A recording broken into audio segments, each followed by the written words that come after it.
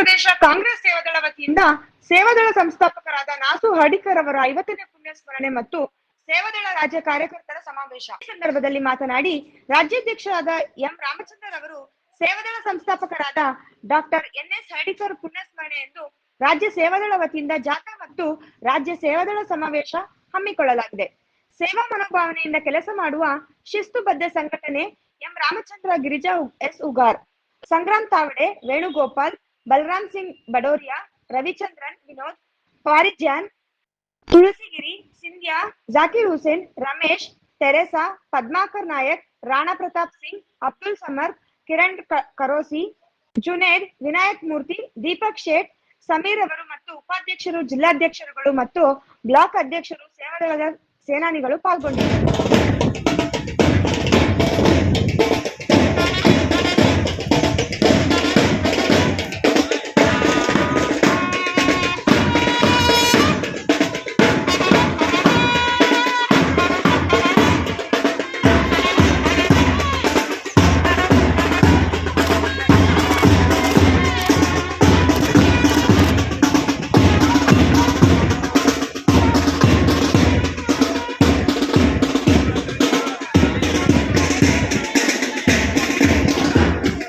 ನಾಸು ಹರ್ಡಿಕರ್ ಅವರ 50ನೇ ವರ್ಷದ ಪುಣ್ಯಸ್ಮರಣೆ ಇಲ್ಲಿ ಘಟಪ್ರಭಾದಲ್ಲಿ ನಡೀತಾ ಇದೆ.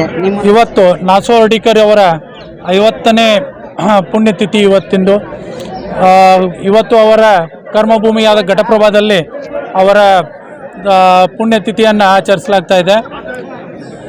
ನಾಸು ಹರ್ಡಿಕರ್ ಅವರ ಹಾಕಿಕೊಟ್ಟ ದಾರಿಯಲ್ಲಿ ಇವತ್ತು ನಮ್ಮ ಸೇವಾದಳ ಬೆಳೆದು ಹೆಮ್ಮರವಾಗಿ ನಿಂತಿರೋದಕ್ಕೆ ಅದಕ್ಕೆ ನಾಸು ಹರ್ಡಿಕರ್ ಅವರ ಒಂದು ಮಾರ್ಗದರ್ಶನನೇ ಕಾರಣ.